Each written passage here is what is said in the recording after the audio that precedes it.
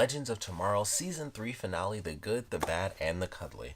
So it's been a really crazy season. Of course, I haven't done a review for the show since the mid-season premiere, and a lot of crazy stuff has happened since then. We've had the death totem, we've had Elvis, we've had Barack Obama, we've had like all the billions of references to Bebo, which I'm not gonna lie, I love Bebo. Like, that's the funniest thing in the world to me to have as like a reference, and I feel like it was either the Flash or Arrow that referenced it, and I want to say it was Arrow because Flash has been off for a minute, but it makes more sense to do, Flash will reference something silly like that.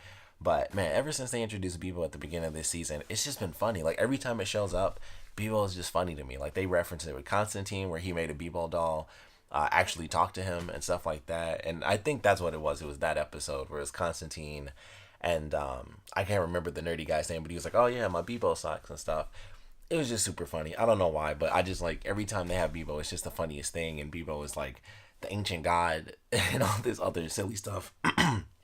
But really enjoyed this whole episode. We got to see Helen of Troy come back after her training in Themyscira, which was really cool. Jonah Hex came back. We got to see a good version of Kawasa who shares the powers with her sister, so they both get to be Vixen, which I just thought was a cool idea. And then we got to see Jax come back, which for whatever reason they chose him like 5 years in the future from when they left, which I guess was just to be like, this is his future. I feel like that's like a comic book thing because I don't know that much about his character. I'm like, I feel like that was just to reference like, oh, he had a kid, and then we'll see this kid in like a future season because it's the time travel show. So I feel like that's why they chose 5 years into the future, because it's like, oh, this is my daughter and I'm married, and then that daughter can show up somewhere later in the series. But yeah, we got to see Jax, we got to see other characters come back, and it was definitely cool. It was basically just a huge episode of references because they brought back, like I said, they brought back Jax, they brought back former villains and stuff like that. So we got to see, or if I remember, it was Caesar from like the very first episode. So Caesar comes back, like I said, Helen of Troy, Jonah Hex comes back. Rip was in this episode, who I don't think he's dead. That was like their big thing, but I'm like, if I've learned anything from fake time travel shows, is that whenever you blow up something that's time based, you just get transported somewhere else in time. Like that just makes sense. Mallus, I was about to say Mallus, but we find out his name is Mallus, which does make way more sense. He's basically like throughout all of time. So it's like, okay, that makes sense. But Rip Hunter's just a dude, and him being teleported somewhere random totally makes sense. I would not be surprised at all if he came back, because I'm like, it would be one thing if they were like, yeah, it's just like an engine blew up, or he turned this into a bomb or something. It was like, no, he specifically took this thing that allows for time travel and turned it into a bomb. It's like, that just makes it a time bomb, like a literal time bomb, and it blows up, and it's like, okay, he's not dead. He's lost somewhere. Easy. They'll bring him back. We'll see him next season. So I'm not even. It kind of sucks. I was like, oh, that kind of sucks. But then I was like, it's literally a bomb made from a time machine. So like, he's not dead. He's somewhere. He's like Doc getting struck by lightning. It's like he's like in 1885 or something. So he's fine. But definitely love the episode. Cool fight sequence. Helen Troy was super awesome. We got to see some cool stuff from Wally. I was just gonna straight up call him Kid Flash, but we got to see some cool stuff from Wally, so that was sweet.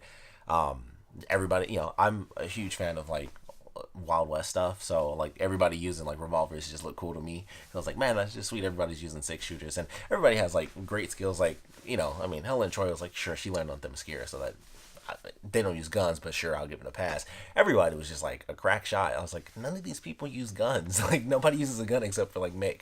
Everybody was just like boom, boom, boom. And Jonah Hex, it made sense, but everybody was just like pinpoint accuracy. I was like, sweet, but nobody ever uses guns in this show. It's funny, but definitely enjoyed it. Jonah Hex, and I don't think they'll actually do this, but it was interesting. They built up like a little relationship there, and maybe we'll see Jonah Hex finally go to the present, because that's the thing in comics. Like, he's not always in the past. He does sometimes get teleported to his future. So maybe we'll actually see that kind of play out a little bit. But it was definitely a fun season finale. Damien Dark is officially gone, I would assume forever, unless they pull, a reverse Flash thing where it's like, I exist in, all of time. So unless they pull that, Damien Dark is officially gone. His daughter is going to come back in some element in the next episode. So I'm curious, or in the next season. So I'm looking forward to how that's going to play out. And of course, it's a time stone, so she could show up at any time, literally. So I'm curious how that'll play out, and they kind of seem to build up that relationship as well. the hero villain deal, and they were building that up for a couple of episodes too. So it's like, okay, I'll see where that ends up kind of playing out next season. But all in all, I thought it was definitely fun. They made their Voltron, and at first it was this grotesque monster just wasn't good. And then the second time, of course, it ends up being Bebo. They kind of had a Ghostbusters moment where it's like, oh, sorry, this is just what I thought of when I thought of, a perfect being or whatever. So they're all controlling like giant Bebo, and they fight Mallus and everything. So it's super silly, but it's like, all right, he's the great evil has been defeated. Everybody is sent back to their own time periods, and everything is seemingly good. And they go to Aruba, which is once again a callback to the very beginning of the season. And that's when Constantine shows up, and it's like, okay, he drops a dragon's head, at their feet. And it's like, all right, well, you guys open up this portal, and now other stuff has come out. So that's an easy lead in to the next season, which I hope, because they were teasing it. It was like, we knew Constantine was going to show up, and that was, if I remember right, he showed up in the mid-season finale. Like, he was at the very end. It was like, boom, here's Constantine. And I thought he was going to be regular, but, just, a couple episodes. And I'm hoping, with it being like a full-on magic thing where it's like other demons have come out and this and that, which they've done a lot of referencing, because I was curious if they were ever going to say it. But they specifically did it. I want to say it was in the last episode he was actually in, when Sarah was taken over. And it was like, okay, he knew that the girl, I want to say her name was Astra, he knew that she couldn't be saved from hell. But they made that, because that's for anyone who never watched like the Constantine show. You should check it out, even though it unfortunately got canceled, and CW was super dumb. I wish they picked it up after that first season, because it was such a good show on its own. But I'm glad they at least rode him over. But the other characters in that show were really good too. They had some good supporting cast members. There's only 3 people throughout the show, and they referenced Spectre, which may or may not matter if you don't know all the DC stuff. But definitely check it out. It was a great first season, and you can probably watch the second episode, because it was a really weird thing where the first episode, it was like they filmed it and they aired it, but it didn't matter at all to the story in any way, shape, or form, outside of like some very minute stuff. And then the very next episode, there's like a woman who's in the first one, she's gone, like she's not in the rest of the series, and they had a different woman come in, and totally different character. It was a different actress, different character, and it was like just, yeah, we had like 2 first episodes. So watch the second episode. You can watch the first because you get a little stuff, but it was kind of weird. I was just like, why'd they even air that? It was a very weird thing. But point is, the show is really good. Glad Constantine is here, and now that it's a portal and all these other random things have come out, I'm hoping that he will be a main part of the show. And I assume he will be, because they did what they do every freaking season. Somebody leaves. So I don't know how this is going to play out, because they already changed it. I mean, obviously they changed where, the village gets saved, and they were still able to make that work, because, and that was kind of the whole point, was to make that happen, to free Mallus. So the village is saved. Everything works out fine there. Amaya goes back, and she doesn't have her memory erased. So it's like, something's going to happen there. Like, I was wondering the whole season, like, is Nate just going to end up back there? Because, of course, they don't know who she ends up with. Like, she could have had mixed children. Like, they just came out dark. We don't know. So I was like, that could totally be a possibility, but that doesn't end up happening. So she still has her memory. She doesn't have it erased like we saw in the other episode. And it's just like, well, she still has her memory. So a lot of questions there. So I'm definitely looking forward to it. But of course, she's gone. Sadly, obviously, there's no more Firestorm. So once again, we had, characters take off. So of course, Constantine has to come in as like the new full-time member. And I'm looking forward to that. I really do hope that that's how they do it. And I think they will, because unless it's already out and I've missed my chance to review it and I'm super late, the Constantine animated series on the CW Seed is still coming out. I don't think it's out already. It should be out very soon if it isn't, already out. So check on that. But they're doing the Constantine animated series on the CW Seed.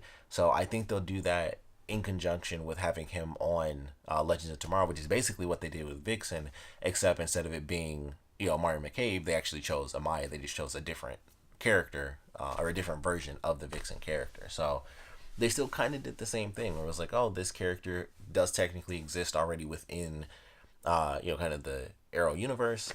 So it'll be interesting to see. And like I said, I just love Constantine is a cool freaking character. I can't think of the actor's name right now, but he's super great as Constantine. Like, he's perfect. So I do hope that he ends up being a regular cast member in the next season, and I'm just excited in general. Obviously, Rip is going to come back. That's just a given. He's somewhere in time. We'll see how that plays out, but Looking forward to the next season, of course. Would love to know what you guys thought about this finale and this season in general. So please put your comments down in the comment section below. Favorite parts of this season, least favorite parts of the season. As a whole, what you guys thought about the villain and how they kind of changed things up a bit. You know, like we had Damien Dark as our villain, kind of helping this ultimate demon. And then, we kind of get feeling, for Damien Dark, where it's like, oh, he wants to help his daughter and he wants to protect her because he doesn't want her to kind of morph and disappear from existence as she's turned into Mallus. So I actually thought it was cool. I was like, all right, that's an interesting way to officially get rid of his character, and then it leaves her there as well. Still super funny because I'm like, she was literally just on the last season of Supernatural, so I still see that in when I was watching this episode. I was like, this is so crazy. But I like the way they handled that. I was like, it was a cool ending for his character. It was interesting in general just going through that whole process. They had a lot of good character development because Mallus was like, the demon, and what they did with Sarah and her having the death totem and all that stuff. A lot of good character journeys, I say, in this season. It's definitely been one of my favorites, honestly. I don't know, it might actually be my favorite season, which is crazy. I mean, I feel like they did a lot of really good stuff, especially in the second half. I think I enjoyed even more than the first half, which I already thought was good, but that's my opinion on it. Definitely looking forward to the next season, of course. Like I said, would love to know what you guys thought about this episode and what you guys thought about the season in general, so please comment below, let me know, and thanks for watching.